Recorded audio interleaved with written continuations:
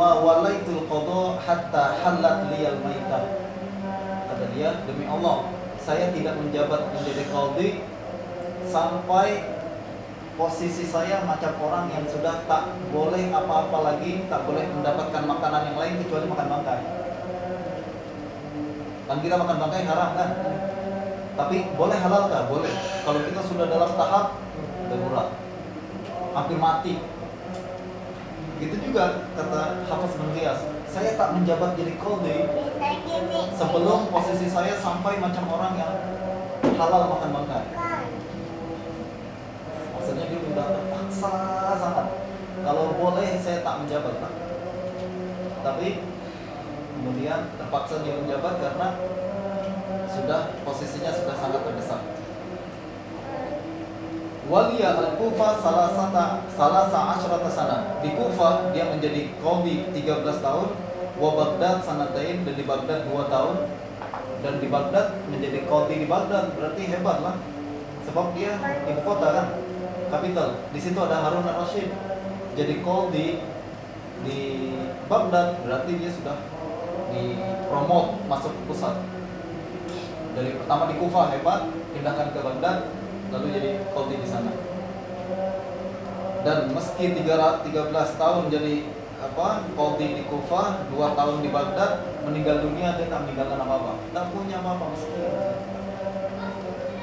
Berarti menunjukkan bahwa dia benar-benar jaga dirinya, walaupun menjabat, tapi dia tahu apa yang halal dan boleh dilaksanakan dan apa yang tidak boleh dilaksanakan. Qala Abu Zur'ah, sa'a hifzuhu ba'da mastuqdiya.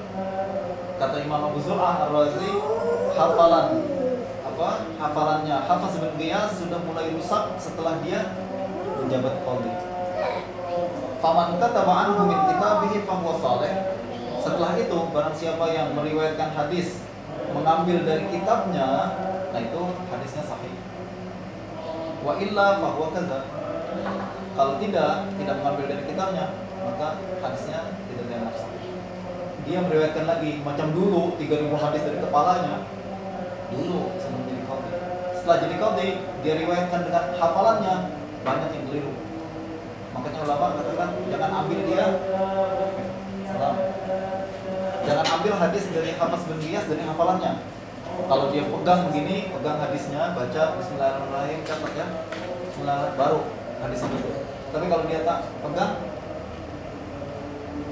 diriwayatkan dengan hafalan saja, pada saat ini sudah mulai banyak salah.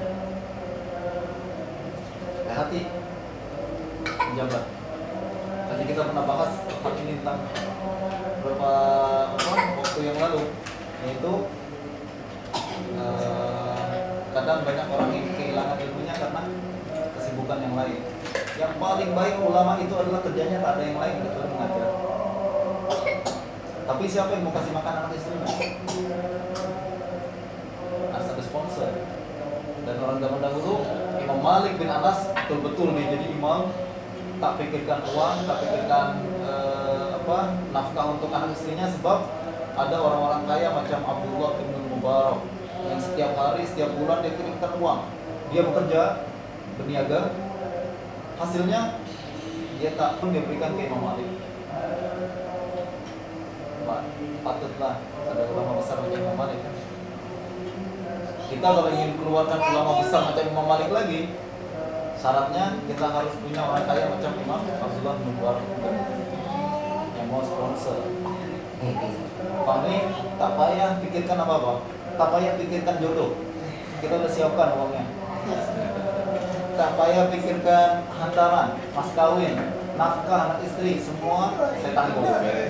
Yang beres, belajar aja kerjanya. Sekarang belajar, hafal Sunan Tirmizi, berapa puluh ribu itu hafalan semua.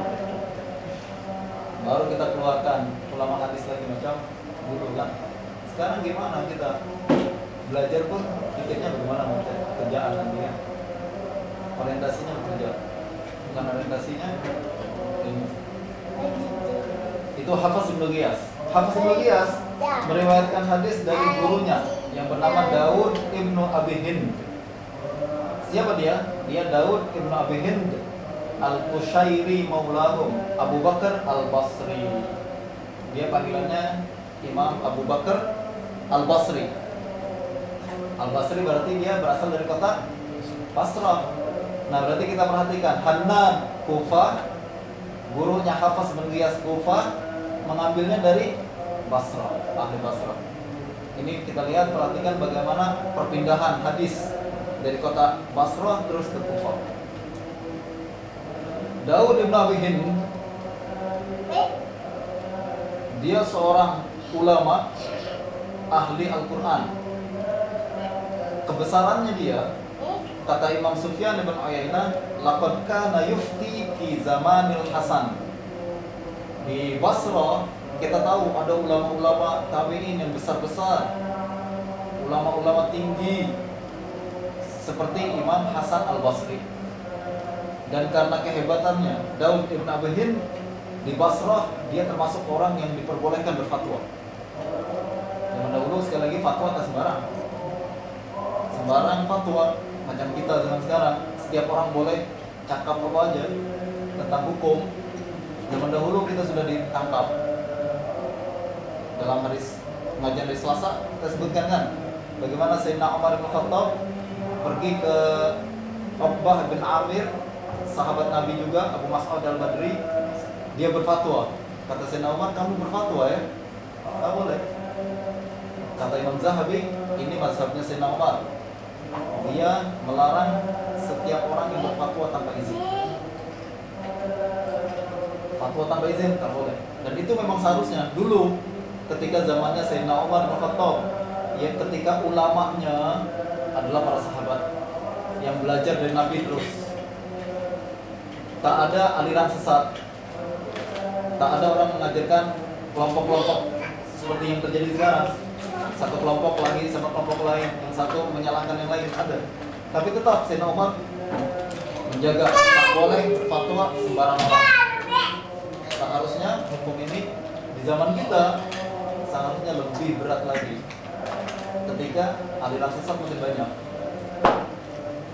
dan masing-masing bukan lagi ikhlas untuk berfatwa, tapi cuma untuk menarik kelompoknya dan golongannya. Itu tak boleh. Nah, Daud bin Abi Hind termasuk orang yang berfatwa di zamannya Sayyidina Hasan Al-Basri, menunjukkan dia termasuk ulama pada saat itu. Kata Imam Sufyan Ats-Tsauri, huwa min huffazil basriyin. Kata Imam Sufyan Ats-Tsauri, Daud bin Abi Hind ini termasuk hafiznya ahli Basrah. Hafiznya ahli Basrah. Kalau orang sehebat Sufyan mengakui orang lain sebagai hafiz, ini bukan sanjungan yang sembarang. Kalau Ahmad bin Hanbal, siqatun siqah. Kata Imam Ahmad, dia adalah siqah.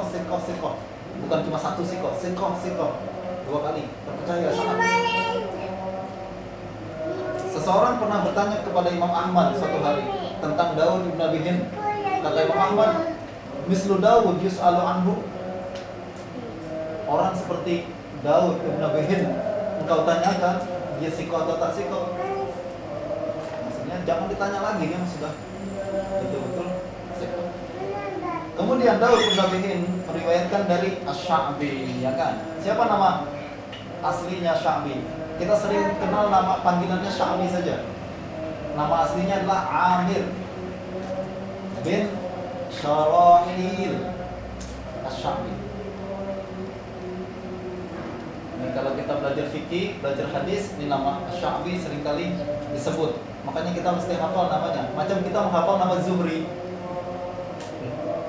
ya kan? Alhamdulillah kita hafal semua nama Zuhri.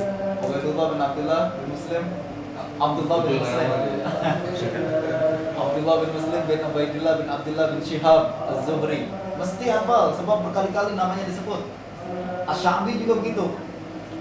Dia berkali-kali namanya disebut dalam kitab fikih, dalam kitab tafsir, dalam kitab hadis, apalagi. Dan nama aslinya adalah Amir bin Syarahil Asy-Sya'bi Abu Amr Al-Kufi. Dia orang Kufah. Siqah, masyhur, faqih, fadil.